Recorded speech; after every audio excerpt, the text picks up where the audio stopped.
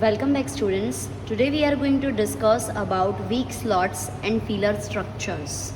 So what we are going to discuss today is weak slots and filler structures. In popular language this is also called semantic net.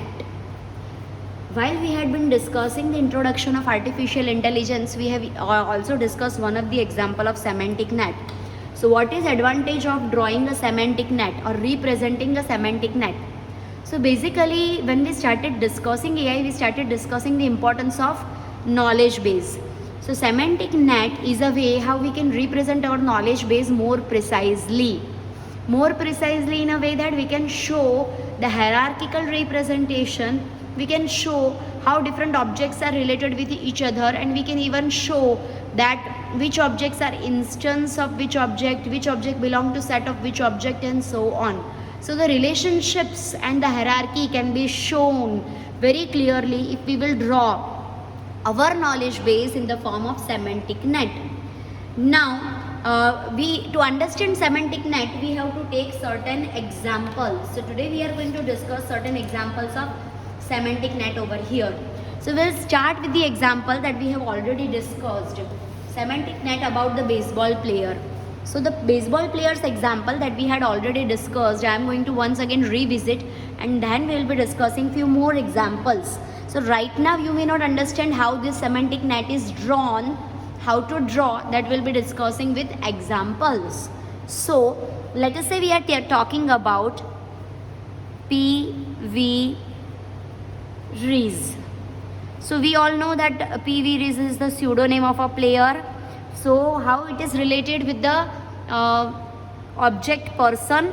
So what we are going to have over here, as we already know, instance and is a P.V. Rees is instance of the class person, and that person class is a mammal. So we already know what is the difference between instance and ISA. Instance is class membership and ISA is class inclusion, means one class is subset of another class. So we talk about person is object of this class, while PV is the member of the class person. So that way we had already discussed. Person has a nose. And PV has a uniform color, and that uniform color is blue. So see, these are the statements which are provided in the knowledge base that we are drawing for providing more appropriate information. And PV belongs to the team Brooklyn Dodger. So see, these are different statements like person is a mammal, PV is part of the class person. A person has a nose, PV has the uniform color blue, and it belongs to the team Brooklyn Dodger. So this entire knowledge is represented in form of a diagram, and this diagram is called semantic net. So what is use of drawing a semantic net? You got to know what is the hierarchy, how the inheritance will take place in this particular hierarchy. So wherever it is required, you can use property inheritance algorithm also, and you can identify missing values. You can provide appropriate reasoning also. So this is how we are going to represent statements in terms of semantic net. Now here we are going to talk about simple statements, and we'll be converting those simple statements to semantic net. For example, if we take the statement that says that Cubs is the name of the club, and their score is 5-3. Okay, so if the statement says that the Cubs have scored 5-3, so if you have to draw semantic net, what is a semantic net? Semantic net is collection of nodes, and these nodes are connected with each other with the help of arrows or arcs. Okay, now these arcs or arrows are labeled with the relationship between those nodes. So whatever relationship is there between the nodes, that is written on the arrow connecting those different objects, or we can say nodes. So over here when we say score, Cubs have scored 5-3, then the two nodes which we are going to create over here are, the first is Cubs and the second is 5-3. As we have discussed earlier, we are going to create node for objects and the value of attributes, whereas the attribute is going to be written, attribute over here is score, so attribute is going to be written on the arrow. Are you getting this? So this is semantic net. This is semantic net for this particular statement, scores, Cubs, comma 5-3, that can be drawn as semantic net like this. There will be two nodes in the semantic net which we are going to create. The first is Cubs, the second is 5-3. So this is the object, okay, this is the value of attribute, and attribute is score, which is written on the arrow. If you can revise, we have already done this. Now see, many times it may happen, this will only happen when the relationship that you have written, predicate that you have written over here, it is binary. So you can have two nodes and one relationship, that is one attribute written over here, which is the name of the predicate. But suppose you are having a unary predicate, how you will be designing the semantic net? For example, my predicate says man Marcus. Now how you are going to design a semantic net for this? Because see, if you consider man is the property and Marcus is the value, then you are going to have something like this. There is an arrow which says man and there is this Marcus. But what here? So see, whenever you have to design a semantic net, you require two or more than that attribute with particular predicates. So minimum two predicates arguments will require with the predicate. So this should be converted like, see, if we see the relationship, Marcus is nothing but it is part of the class man, so we can say instance. So this can be rewritten as instance. Who is instance of who? Marcus is instance of the class man. So this unary predicate is written as binary predicate like this, and now we can design the semantic net for this. How we are going to design semantic net? So we can design it like, what two nodes we will have over here? Marcus and man. So we are going to create man and we will be creating Marcus, and then we are going to have over here the arrow will be in this direction, not this direction. So Marcus is instance of the class man. So this is the semantic net giving this information. So these two nodes are representing, this node is representing object, this node is representing the value of the attribute. The attribute that we have over here is instance attribute. So as we know already that in semantic net, you can create node either for the object or for attribute value, whereas attribute is going to be written on the arrow itself. Let us take one more example, so it will be more clear. So this example is one of the example that has been asked many times in GTU paper also. So understand it properly, it is very basic and very, very simple, okay? So let me write the statement over here. The statement says John gave the book to Mary. So what is the statement over here? John, okay, this is capital, I'm sorry. John gave the book to Mary. So how many things, how many nodes we are going to create over here? Let us discuss that. So John is an object, Mary is object, book is object, and this is the process which is going to be carried out. So for all of them you need to create the node. See, John is giving the book, a node should be there for John. Mary is getting the book, a node should be there for Mary also. Book is being given and give is the process. So for all four you will have to create the node. But how you are going to, when you design semantic net, how you are going to specify this? So in semantic net, whenever you are performing any process or action, then you are actually creating an event. So let us say gave is actually an event. Let us call it event 1. Okay. So this event 1 is the specific name of giving. So first of all talk about event 1. So what is basically event 1? Let me create the node for EV1. So what is EV1? EV1 is an event which is nothing but instance of the specific event give. See, we are talking about giving is the generalized event. Let us say John is giving book to Mary, then let us say Mary is giving football to someone else. So say giving process may occur between any two people or multiple peoples. So which particular give event you are talking about? So you need to talk about the specific instance also. So this is the specific instance taking place between John and Mary. So EV1 is the specific instance of giving. So EV1 is instance of give. Now who is giving? So John is giving. So who is agent? What is the relationship between EV1 and John? So EV1 is a process which is initiated by agent John. So we can say over here, for this process, the agent who started the process is John. So arrow is event is started by whom? John. So John is the agent. Now book is given to whom? Book is given to Mary. So there will be one node for Mary also. Now what Mary is in this entire picture? Mary is beneficiary. So Mary is beneficiary of this event. Mary got the book, or you can say receiver.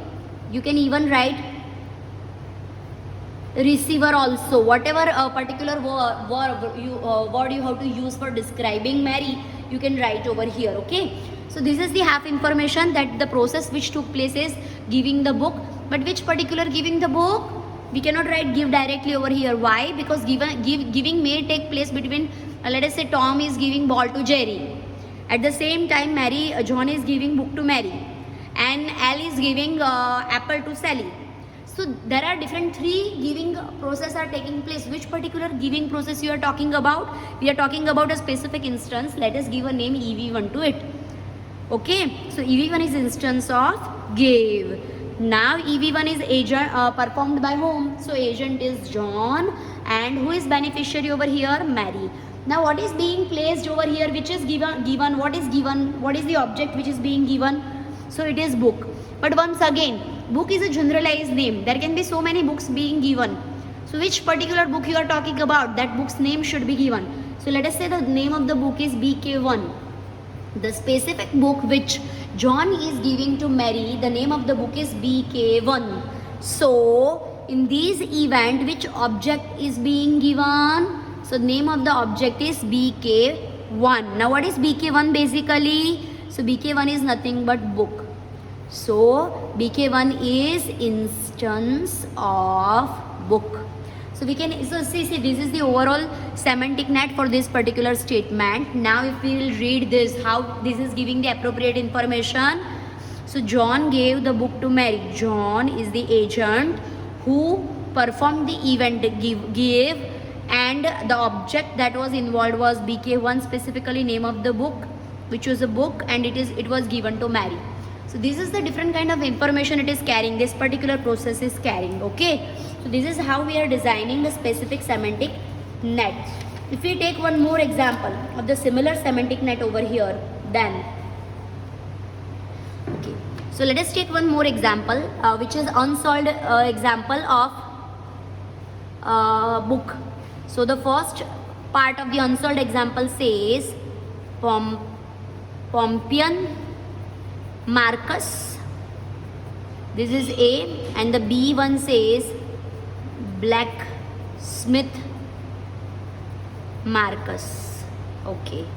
So see, again we have the similar problem over here, that we have unary predicates. So first of all, we have to convert that to binary predicate. So if we talk about, then Marcus is a Pompeian. Okay. Marcus is a blacksmith also in that case. So Marcus basically belongs to this particular class. So we can use which particular property we can use over here when we are describing Marcus over here. So as we have discussed earlier, that Marcus is the member of instance of. So instance Marcus, comma Pompeian. Similarly for this instance Marcus, comma blacksmith. Okay. So now if we have to draw this, now it is very simple how we are going to draw this. If I will be drawing it over here, then Marcus and Pompeian, they will be two nodes. So this is Marcus node and this is Pompeian. And what is attribute between them? Instance. So the first statement is converted like this in the semantic network. What is the semantic network for the second statement? Again, Marcus is one of the node. The second node is blacksmith. So blacksmith. And what is attribute between them once again? Instance. So see, this is one of the semantic net. This is the second semantic net for the second statement. The third example, unsolved example, that is given in the exercise for the same book, that says Mary gave the green flower vase to her favorite cousin. Mary gave the green flowered vase to her favorite cousin. So which all nodes we need to consider here? Mary is the agent, favorite cousin is the beneficiary or receiver, then flower vase is the object, and giving is the process. Simple. So similarly we can draw it over here. So if we have to draw this, how we are going to draw? Once again, an event is taking place. Suppose it is EV1. What is this EV1? Basically nothing but giving process. So EV1 is instance of giving. Now who is agent, who is performing this task, this process? Who is giving? Mary. So Mary is agent who is performing this event. Now who is receiving the this particular flower vase? Favorite cousin.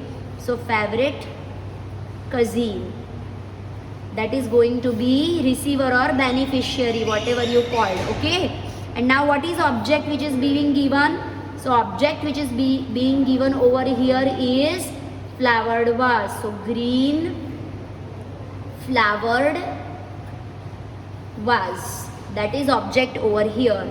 So see, if you observe, these two both are actually similar. The only difference is, okay, sorry, we should be talking over here about the specific object. Let us say OB1, and then specifically we will call OB1 is instance of green flower vase. So what happens over here? How we are going to design this? Event is taking place. That event is nothing but giving. Agent who is performing the event is Mary, giving to favorite cousin. That is beneficiary. Which object? Object is OB1. OB1 means the specific object vase, that is green flower vase. Okay. So this is semantic net that we have designed. Okay. So these are the few of the examples of semantic net that we had to discuss. After discussing these few examples of semantic net, we'll be discussing few more examples where using semantic net we are going to compare certain values. So how we are going to perform that? Or let us say the example is like the height of John is 5 feet 6 inches. So the statement says height of John is, let us say, 5'10". Okay, this is the first statement, and you have to draw semantic net for that. So how you are going to draw this? So over here, what all values we are talking about? So John is object, this is attribute, and this is attribute value. So as we already know, nodes are being created for object, that is John, and attribute value, that is 5'10", and the attribute, that is height, will be written on the arrow. So this is the semantic net for this particular statement. But suppose the statement says that John is taller than Bill. John is taller than Bill. Then how you are going to represent that using semantic net? Problem over here is we don't know what is height of John, we don't know what is height of Bill, but still we have to show that. So what we are going to do over here, let us say the height of, we will create an object John, we will also create the object Bill over here. Now what we are going to do, we don't know what is height for them, so let us assume h1 is height of John. Okay, so h1 is Okay, sorry, this should be arrow should be in this direction because John's height. So this height.